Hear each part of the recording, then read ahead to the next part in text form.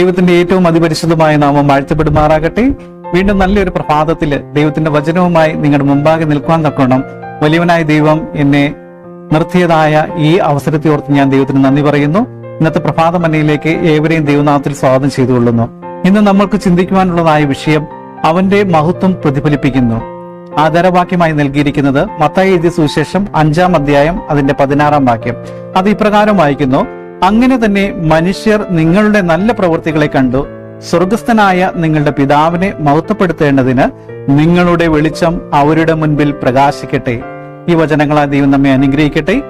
നമുക്കറിയാം, ഈ ഒരു തെളിഞ്ഞ രാത്രിയിൽ നമ്മൾ ചന്ദ്രനെ നോക്കുവാൻ ഇഷ്ടപ്പെടുന്നവരാണ്, അല്ലെങ്കിൽ ഇഷ്ടപ്പെടാത്തവരായിട്ട് ആരും ഉണ്ടാകുകയില്ല. എന്നാൽ ഈ ചന്ദ്രൻ എന്ന് പറയുന്നതായ ഒരു ഗോളം, അത് വളരെ ഇരുണ്ടതും അല്ലെങ്കിൽ പാറകൾ നിറഞ്ഞതും എന്നാൽ പ്രകാശം ആഗീകരണം ചെയ്യുവാൻ സാധിക്കുന്നതായ വസ്തുക്കൾ ഉള്ളതായ ഒരു ഗോളമാണ് ചന്ദ്രൻ എന്ന് നമുക്ക് മനസ്സിലാക്കുവാനായിട്ട് സാധിക്കും. അതുകൊണ്ടാണ് ചന്ദ്രന് എപ്പോഴും പ്രതിഫലിപ്പിക്കുവാൻ അല്ലെങ്കിൽ റിഫ്ലക്ട് ചെയ്യാനുള്ളതായ കഴിവ് ചന്ദ്രൻ എന്നതായ ഗ്രഹത്തിനുണ്ട്. ആയതുകൊണ്ട് തന്നെയാണ് സൂര്യന്റെ പ്രകാശത്തെ ചന്ദ്രൻ ആഗീകരണം ചെയ്തുകൊണ്ട് രാത്രിയിൽ നമ്മൾ ഈ ചന്ദ്രൻ പ്രകാശമുള്ളതായിട്ട് കാണുവാനായിട്ട് സാധിക്കുന്നത്.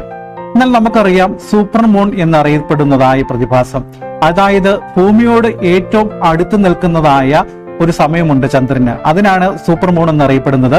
എന്നാൽ ഈ സമയത്ത് ചന്ദ്രനെ നമ്മൾ നോക്കുമ്പോൾ വളരെ വലുതായ ഒരു ഗോളമായും അല്ലെങ്കിൽ നല്ല പ്രകാശം പരത്തുന്നതായ പ്രകാശം പ്രതിഫലിപ്പിക്കുന്നതായ ഒരു ഗോളമായി നിൽക്കുന്നതായിട്ട് ചന്ദ്രനെ നമുക്ക് കാണുവാനായിട്ട് സാധിക്കും. എന്നാൽ ഈ സൂപ്പർ മൂൺ ടൈമിൽ പോലും ചന്ദ്രൻ സൂര്യന്റെ വളരെ ഒരു ചെറിയ അംശം പ്രകാശത്തെ മാത്രമേ പ്രതിഫലിപ്പിക്കുന്നുള്ളൂ. എത്ര ആശ്ചര്യകരമായ ഒരു കാര്യമാണ് എന്ന് നാം അത് ഓർത്ത് നോക്കുക. നമുക്കറിയാം, ചന്ദ്രനാണെങ്കിൽ ആ സമയത്ത് എത്രത്തോളം നമുക്ക് രാത്രിയിലെ പല വസ്തുക്കളെയും കാണുവാൻ തക്കമാണ്. നമുക്കറിയാം, പലപ്പോഴും രാത്രി നമുക്കാണെങ്കിൽ നടക്കുമ്പോൾ ലൈറ്റിന്റെ പ്രകാശം അല്ലെങ്കിൽ നമുക്ക് കാണുവാനായിട്ട് സാധിക്കില്ല. എന്നാൽ ഈ സമയത്ത് നമുക്ക് ചന്ദ്രന്റെ ആ പ്രകാശത്തിൽ പല വസ്തുക്കളെയും നമുക്ക് നഗ്ന നേത്രങ്ങൾ കൊണ്ട് തന്നെ ദർശിക്കുവാനായിട്ട് സാധിക്കും. അപ്പോൾ ഇന്ന് നമ്മുടെ ഈ ഇന്നത്തെ വിഷയത്തിന്റെ തലക്കെട്ടായി തന്നിരിക്കുന്നത് അവന്റെ മഹത്വം പ്രതിഫലിക്കുന്നു. അതായത് കർത്താവായ യേശുക്രിസ്തുവിന്റെ മഹത്വത്തെ പ്രതിഫലിപ്പിക്കുന്നു എന്നതിനെ കുറിച്ചാണ് നാം ഇന്ന് ചിന്തിക്കുന്നത്. നമുക്ക് പൊതുവെ അറിയാം, അല്ലെങ്കിൽ നമ്മൾ ചെറുപ്പം തൊട്ടേ പഠിച്ചിട്ടുള്ളതാണ്, കർത്താവായ ദൈവം എന്ന് പറയുന്നത് സ്നേഹമാണ്. കർത്താവായ ദൈവത്തോട് അടുക്കുന്നവര് ദൈവത്തിന്റെ സ്നേഹത്തെ രുചിച്ചറിഞ്ഞതിന് ശേഷമാണ് നാം ദൈവത്തോട് അടുക്കുന്നത്. തീർച്ചയായിട്ടും അപ്രകാരം ചിന്തിക്കുമ്പോൾ തന്നെ നമുക്കൊരു വാക്യം എടുത്തു നോക്കുമ്പോൾ കാണാൻ സാധിക്കും. 1 യോഹന്നാൻ 4-ാം അധ്യായം അതിന്റെ 16-ാം വാക്യം.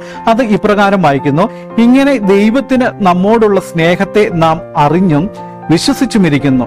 ദൈവം സ്നേഹം തന്നെ. സ്നേഹത്തിൽ വസിക്കുന്നവൻ ദൈവത്തിൽ വസിക്കുന്നു, ദൈവം അവനിലും വസിക്കുന്നു. അതെ, തീർച്ചയായിട്ടും ഈ സൃഷ്ടികളൊക്കെയും ദൈവം സൃഷ്ടിച്ചിരിക്കുന്നത് സ്നേഹത്തിന്റെ അടിസ്ഥാനത്തിലാണ്, അല്ലെങ്കിൽ മനുഷ്യനെയൊക്കെയും ദൈവം നിർമ്മിച്ചിരിക്കുന്നത് ദൈവത്തിന് നമ്മോടുള്ളതായ സ്നേഹത്തിന് അടിസ്ഥാനമാക്കിയാണ്.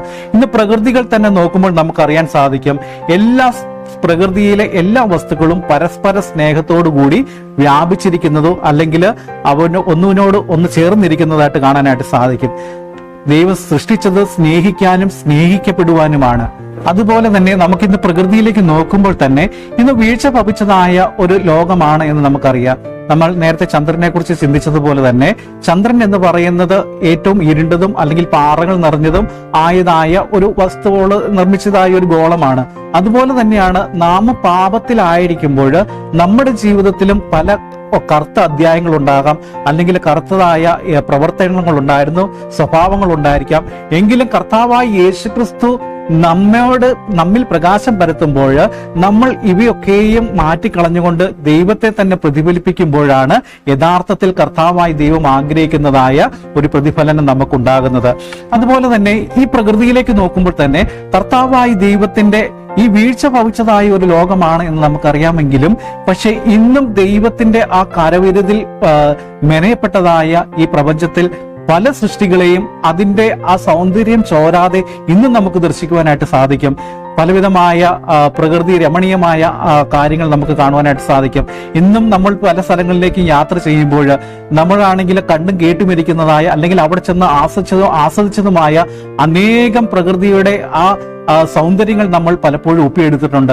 അപ്പോൾ തീർച്ചയായിട്ടും ഇന്ന് പ്രകൃതിക്ക് മാറ്റങ്ങൾ സംഭവിച്ചു എങ്കിൽ പോലും കർത്താവായ ദൈവത്തിന്റെ സ്നേഹത്തെ ആ സൃഷ്ടിയെ പ്രതിഫലിപ്പിക്കുന്നതായ അനേക കാര്യങ്ങൾ നമുക്ക് ഇന്ന് ലോകത്തിൽ കാണുവാനായിട്ട് സാധിക്കും. കർത്താവായ ദൈവത്തിന്റെ ഒരു വചനം വളരെ കാവ്യ രൂപത്തിൽ നമ്മളോട് സംസാരിക്കുന്നു. അത് സങ്കീർത്തനം അതിന്റെ 19:1 മുതൽ 4 വരെയുള്ളതായ വാക്യമാണ്. അത് ഇപ്രകാരം വായിക്കുന്നു: ആകാശം ദൈവത്തിന്റെ മഹത്വത്തെ വർണ്ണിക്കുന്നു, ആകാശവിധാനം അവന്റെ കൈവേലയെ പ്രസ്തുതമാക്കുന്നു. പകൽ പകലിന് വാക്ക് പൊഴിക്കുന്നു, രാത്രി രാത്രിക്ക് അറിവ് കൊടുക്കുന്നു. ഭാഷണമില്ല, വാക്കുകളില്ല, ശബ്ദം കേൾപ്പാനുമില്ല. ഭൂമിയിൽ എല്ലായിടവും അതിന്റെ അളവുനൂലും ഭൂതലത്തിന്റെ അറ്റത്തോളം അതിന്റെ വചനങ്ങളും ചെല്ലുന്നു. അവിടെ അവൻ സൂര്യന് ഒരു കൂടാരം അടിച്ചിരിക്കുന്നു.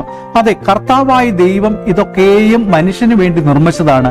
ഈ ആകാശത്തെയും ആകാശവിധാനങ്ങളെയും സൂര്യനെയും ചന്ദ്രനെയും നക്ഷത്രങ്ങളെയും അതുപോലുള്ളതായ സകല സൃഷ്ടികളും അവൻ്റെതായ ആവശ്യത്തിന് വേണ്ടിയിട്ടാണ് ദൈവം കൊടുത്തിരിക്കുന്നത്. അതായത് ദൈവം മനുഷ്യനെ എത്രത്തോളം സ്നേഹിക്കുന്നു, അല്ലെങ്കിൽ ദൈവം സൃഷ്ടിച്ചതായ നമ്മെ ഓരോരുത്തരെയും എത്രത്തോളം ദൈവം സ്നേഹിക്കുന്നു എന്നതിന്റെ ഉദാഹരണമാണ് ഇവയിലൊക്കെയും നമുക്ക് കാണുവാനായിട്ട് സാധിക്കുന്നത്.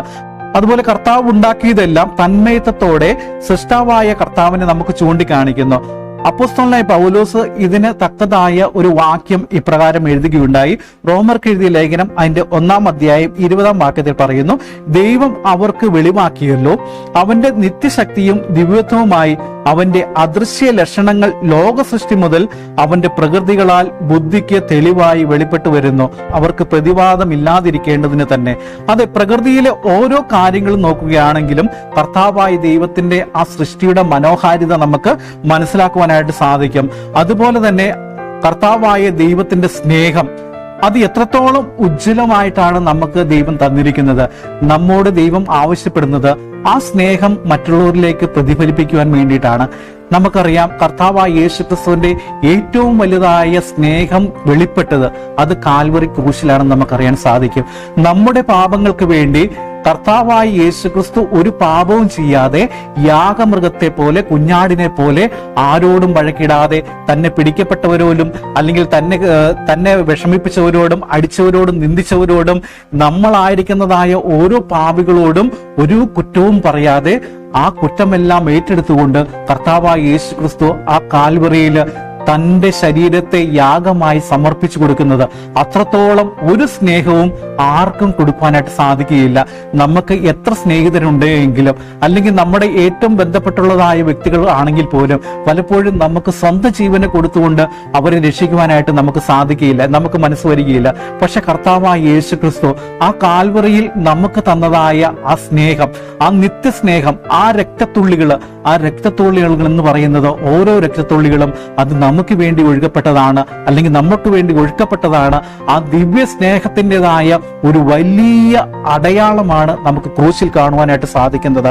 അപ്പോൾ തീർച്ചയായിട്ടും നമുക്ക് നമ്മുടെ ജീവിതത്തിൽ ലഭ്യമാകുന്നതായ ചെറിയ നൈമിഷികമായ നിമിഷങ്ങൾ മാത്രമേ നമ്മുടെ ജീവിതത്തിൽ ഉണ്ടാകുകയുള്ളൂ.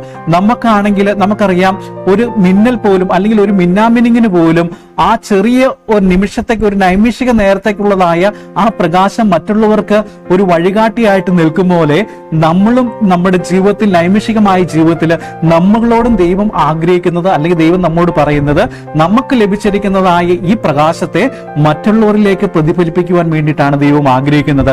കർത്താവായ ദൈവം നമ്മുടെ ഉള്ളിൽ എങ്ങനെ അല്ലെങ്കിൽ നമ്മിൽ എപ്രകാരം പ്രകാശിച്ചുവോ അതുപോലെ തന്നെ മറ്റുള്ളവരിലേക്ക് നമ്മോട് പ്രകാശിക്കുവാൻ തക്കവണ്ണം വലിയവനായ ദൈവം ആഗ്രഹിക്കുന്നു. അതുകൊണ്ടാണ് നമുക്ക് ഇന്ന് ഈ വിഷയം നമുക്ക് നൽകപ്പെട്ടിരിക്കുന്നത്. അതായത് കർത്താവായ ദൈവത്തിന്റെ മൗത്വത്തെ നമ്മൾ പ്രതിഫലിപ്പിക്കുവാൻ വേണ്ടിയിട്ടാണ് ഇന്ന് നമ്മോട് ദൈവം ആഹ്വാനം ചെയ്യുന്നത്, അല്ലെങ്കിൽ ഈ മന്നയിലൂടെ നമ്മോട് ആഹ്വാനം ചെയ്യുന്നത്. അപ്പൊ പ്രിയ ദൈവമക്കളെ, ഇന്ന് പ്രഭാതത്തിൽ നമ്മൾ ആയിരിക്കുന്ന സ്ഥാനത്ത് നമ്മൾ ചിന്തിക്കുക, ഞാൻ മറ്റുള്ളവർക്ക് വെളിച്ചമായിട്ട് തീർന്നിട്ടുണ്ടോ, അല്ലെങ്കിൽ ഞാൻ മറ്റുള്ളവരെ ദൈവത്തിന്റെ വഴിയിലേക്ക് അവരെ നയിച്ചിട്ടുണ്ടോ, അല്ലെങ്കിൽ നമ്മുടെ ഹൃദയങ്ങളെ തന്നെ നമ്മളൊന്ന് ശോധന ചെയ്യുക. തീർച്ചയായിട്ടും ഇന്ന് ഈ പ്രഭാതത്തിൽ ഈ വാക്കുകൾ അല്ലെങ്കിൽ ഇന്ന് നമ്മൾ വായിച്ചു കേട്ടതായ ഓരോ ദൈവവചനവും അത് ദൈവത്തിന്റെ സ്നേഹം നമ്മോട് കാണിച്ചു തന്നിരിക്കുന്നതായ ഒരു പ്രതിഫലനമാണ്. ആ പ്രതിഫലനം തന്നെയാണ് മറ്റുള്ളവരിലേക്ക് എത്തിക്കുവാൻ തക്കവണ്ണം വലിയവനായ ദൈവം ആഗ്രഹിക്കുന്നത്. അതുകൊണ്ട് തീർച്ചയായിട്ടും നമ്മൾ എവിടെയായിരുന്നാലും കർത്താവായ ദൈവത്തിന്റെ ആ നിത്യമായ സ്നേഹത്തെ പ്രതിഫലിപ്പിക്കുന്നവരായി ജീവിക്കാൻ തക്കവണ്ണം വലിയവനായ ദൈവം നമ്മെ ഓരോരുത്തരെയും അനുഗ്രഹിക്കുമാറാകട്ടെ എന്ന് ഞാൻ പ്രാർത്ഥിക്കുന്നു. അനിൽ ജോർജ്, വെണ്ണിക്കുളം സഭ; ലിയോ റോൺ വർഗീസ്, കലഞ്ഞൂർ സഭ; അക്ഷയ് ജീവൻ, കണ്ണമ്പള്ളി സഭ.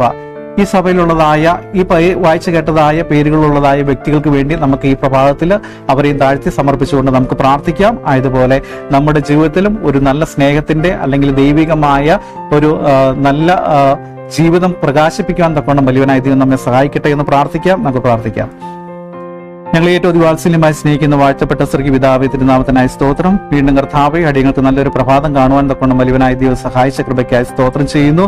ദൈവമേ, ഇന്ന് അടിയങ്ങൾ ചിന്തിച്ചതായ വചനങ്ങളെ ഓർത്ത് പ്രാർത്ഥിക്കുന്ന കർത്താവേ, ദൈവം നൽകിയിരിക്കുന്നതായ ഈ നന്മകൾ, ഈ അനുഗ്രഹങ്ങൾ അത് മറ്റുള്ളവരുടെ മുമ്പാകെ അടിയങ്ങളും പ്രതിഫലിപ്പിക്കുവാനും മറ്റുള്ളവരെ ദൈവസ്നേഹത്തിലേക്ക് നയിക്കുവാൻ തക്കോണം അടിയങ്ങളെ ഓരോരുത്തരും അനുഗ്രഹിക്കുമാറാകണമേ എന്ന് പ്രാർത്ഥിക്കുന്നു.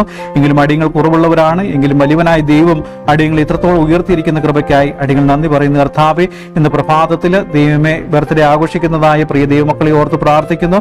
പ്രത്യേകിച്ച് അനിൽ ജോർജ്, ലിയോറോൺ വർഗീസ്, അക്ഷയ്, ജീവൻ, ഇവരെ അങ്ങയുടെ തൃക്കരങ്ങളിലേക്ക് സമർപ്പിക്കുന്ന കർത്താവെ, വീണ്ടും ഒരു വർഷക്കാലം കർത്താവായ ദൈവത്തിന്റെ സന്നിധിയിൽ അവർക്ക് ദൈവം ചേർത്ത് പിടിച്ചിരിക്കുന്ന കൃപയ്ക്കായി സ്തോത്രം ചെയ്യുന്നു. ഇന്ന് ഈ പ്രഭാതത്തിൽ അവരുടെ ജന്മദിനത്തെ ഓർക്കുമ്പോൾ ദൈവം ചെയ്തതായ സകല നന്മകൾക്കും ഉപകാരങ്ങൾക്കും അവരെ തന്നെ ദൈവത്തിന് വേണ്ടി സമർപ്പിക്കുവാനും ദൈവം ഇന്ന് കേട്ടതായ വചനപ്രകാരം ദൈവത്തെ പ്രതിഫലിപ്പിക്കുന്നതായ വ്യക്തികളായി അവർ ജീവിക്കുന്നതായ ഇടങ്ങളിൽ ദൈവത്തെ ഉയർത്തിപ്പിടിക്കുവാൻ തക്കൊണ്ട് ദൈവം അവരെ അനുഗ്രഹിക്കുമാറാകണമെന്ന് പ്രാർത്ഥിക്കുന്നു.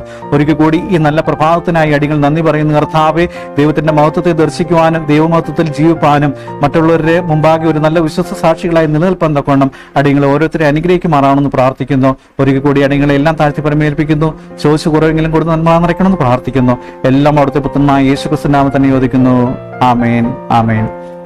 ഇന്ന് ഈ പ്രഭാതത്തിൽ കർത്താവായ ദൈവം നിങ്ങളെ ഓരോരുത്തരെ അനുഗ്രഹിക്കുമാറാകട്ടെ. വലിയവനായ ദൈവത്തിന്റെ സന്നിധിയിൽ നമുക്ക് താഴ്മയോടെ ആയിരിക്കാം. വലിയവനായ ദൈവം അനുഗ്രഹിക്കട്ടെ. ആമേൻ.